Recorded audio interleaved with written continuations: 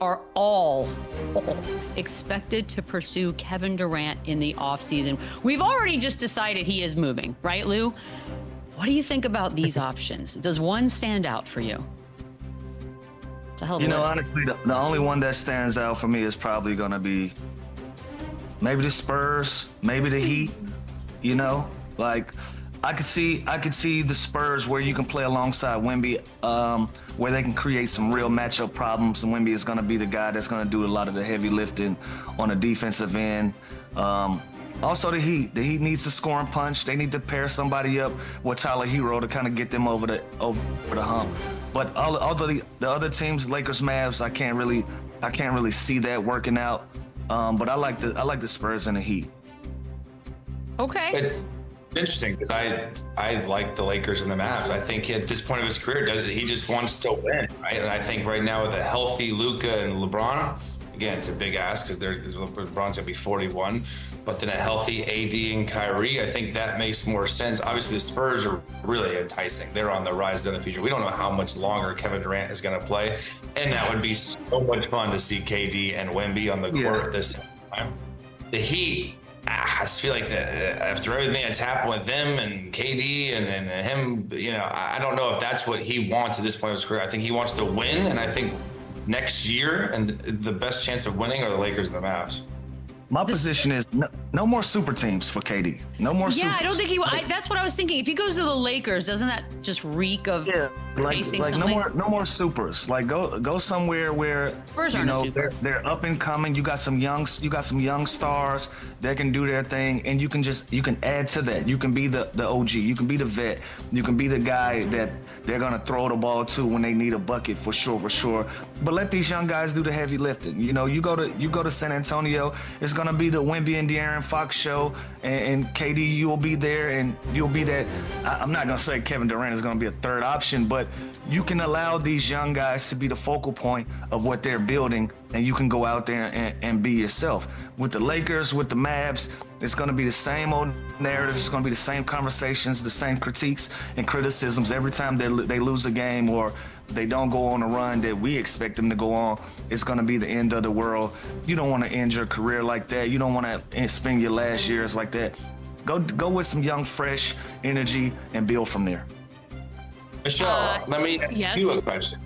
Would you want Kevin Durant on the Spurs next year?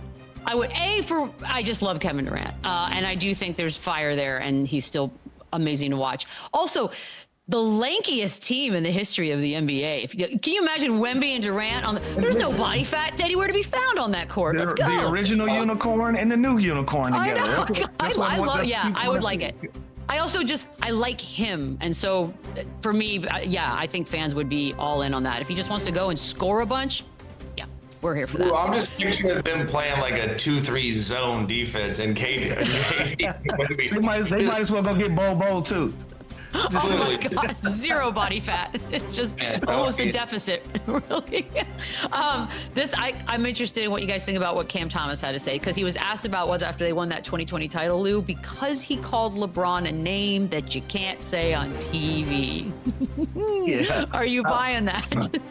No, I'm not buying that. I saw the clip of those guys talking on the pod, and I think Mario Chalmers was serious. We saw that blow up on TV in the huddle. So he was serious. It's hard to get kicked off a team when you win a championship and you're a free agent and they just don't bring you back. I think Dwight was just being funny, adding on to the story when he said this. But no, how can you get kicked off a team when you're a free agent and y'all win a championship? You're just not coming back. That's not being kicked off of a team. But I also saw, like I said, I saw the context of it. I think he said it in jest as a joke to be funny. I thought Mario Chalmers was being dead serious because we saw that play out. Yeah, we saw that play out, but I don't think that's the reason that the Lakers didn't bring him back. I love it. I just love it anyways. Chandler, why are you just laughing? What name could it be? Let's just think if it was. Yeah, well, I'm thinking of so many names, and I'm thinking LeBron did leave his Pat Riley took his cookies, so maybe it is true. I don't know, but it all seems petty, and I'm not buying it if that's the question. But it's funny. I didn't see the clip though either, so I don't know how. And you can't get fired if you're not employed. Is basically the gist of what Lou's saying. You can't fire me. I quit. Quit. Get fired on your day off. It's like, oops, the worst. Carmelo, I'm gonna stay on the LeBron thing for a second here. Carmelo Anthony said that he's never seen him as happy as he's been looking these days, playing the game. Obviously, he's hurt at the moment, but when he was out there with Luka, that was a happiness, Chandler, that he had not seen before. Do you agree? I mean, he looks pretty happy in his, early on in his career, winning championship. He looked very happy winning the championship. Lakers already, but listen, he's healthy. He's playing at an unbelievable level. Let's not forget that his son is living out his dream on the bench, watching him do this at such an elite age and production level. So then you add a Luka that kind of can relieve the pressure. Wait, did you just say his kid's living out his dream on the bench watching his dad play basketball? I'm just saying, like that was the whole idea, right? To wait and play, keep playing. No, I mean that wasn't even a knock. I'm saying his whole dream was to play with his son. He's doing that this year. How is he not stoked? And they're winning, and they get Luka, and he's playing like dude's 5th or 6th in MVP voting right now, and literally going to work every day with his son. Like he should be as happy as he ever had. And their team is very good, and they're contenders. So yeah, I agree. Listen, he's had such a hell of a career with everything he's accomplished, but right now he should be stoked.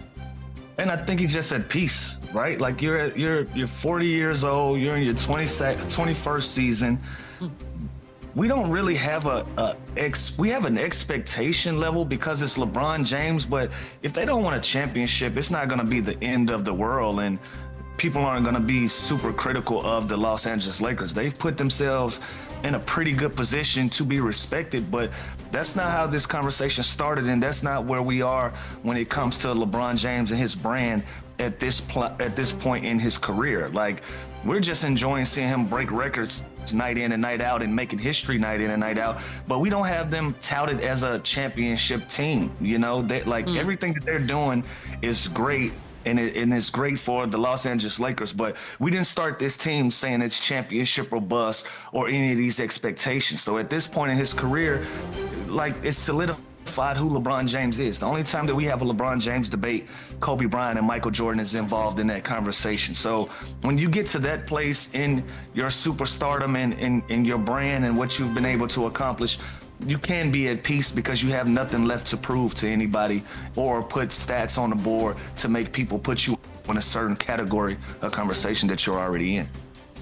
Also, I would have to imagine in his mind, he's like, ooh, a possible extension of a year or two based on what they look like now versus maybe how they started the season. How could you not be happy at that? Dan Levitar.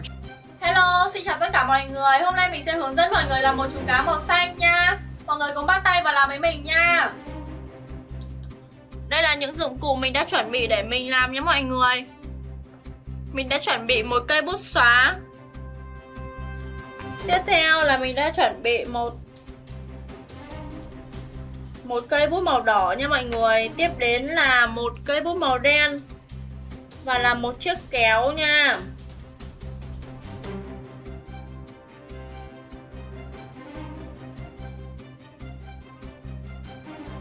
Mọi người cùng bắt tay vào làm với mình nha.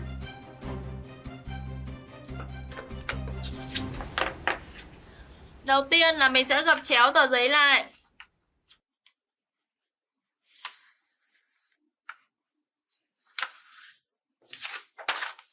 Tiếp theo là mình sẽ dùng kéo để mình cắt nha.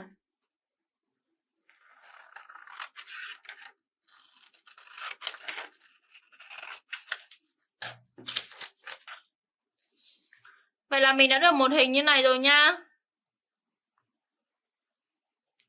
Không có làm gì.